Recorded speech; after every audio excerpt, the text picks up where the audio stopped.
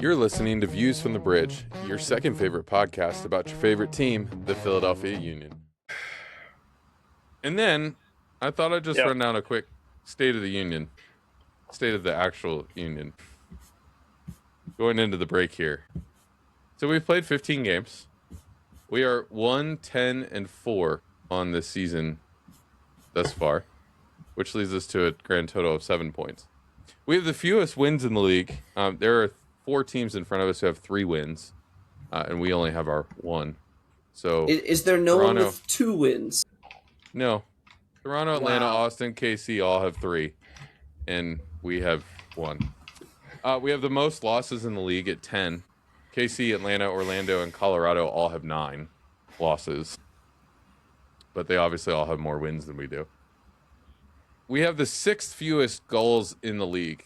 The last 3 games have obviously helped that. When I looked at this like a week ago or so, I think we were the 2nd fewest goals in the league, but then we scored 4 against Miami and caught up a little bit. We have the 3rd worst goal differential in the league at -12. We're tied with Austin on that. We have the 2nd worst pass accuracy in the league, which I totally believe. And DC United actually kind of surprised it's not the first.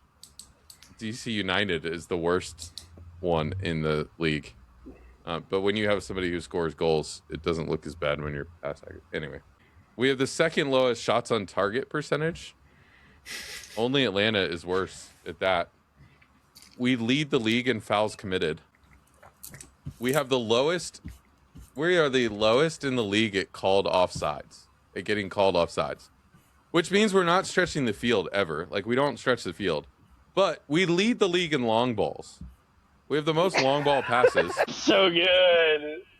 With the second lowest accuracy percentage.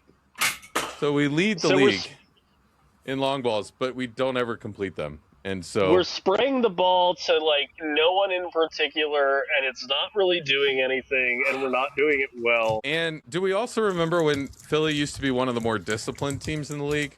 We're 3rd in the league in yellow cards. Only Miami. Miami is leading the league currently, which we saw why last night. And like you said, Evan, 6 managers have already been fired this year in MLS, and somehow the Philadelphia Union is not one of them. So this means, like, enjoy the break since this team won't be making you depressed? No, we have the U.S. team for that now. No, I don't. But that's at least different. That's national depression where you can at least, like... Everyone here knows my run around on the national team. I'll be fine. Yes, I know.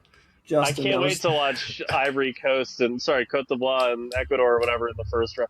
Like, literally any of these opening round games or, like, any matchup in the World Cup is better than any football we've seen in the last, 4 months.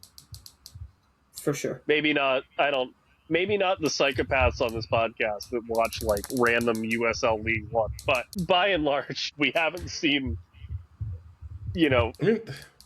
good football at all. To be fair, the Miami game was fun if you didn't want the Union to win it. Yeah. For the point of our podcast, yes, it was still very depressing after the first. After the first 30 minutes when it was just very clear what was going to happen. But it was a fun game. Yeah, it was fine. Sure. Was it fun? You can't say it's not fun to have a game that finishes with 10 goals. It wasn't fun if you wanted the Union to win the game, but it was a fun game of soccer. Yeah, objectively a fun game of soccer. It's like people who speak on the LAFC final game, right? Like, it's one of the greatest MLS games of all time. Also, objectively, just one of the greatest games ever. Of course, if you want the Union to win, it sucks and you probably never want to watch it again. But recognized game. An MLS record 4 goals and a half was broken last night. Yes. There you go. Bully for us. Another one for the history books. Well, goals in the first half. Yeah. Is that how you want to dismount from your State of the Union there? It's the 2nd worst one I've heard this year.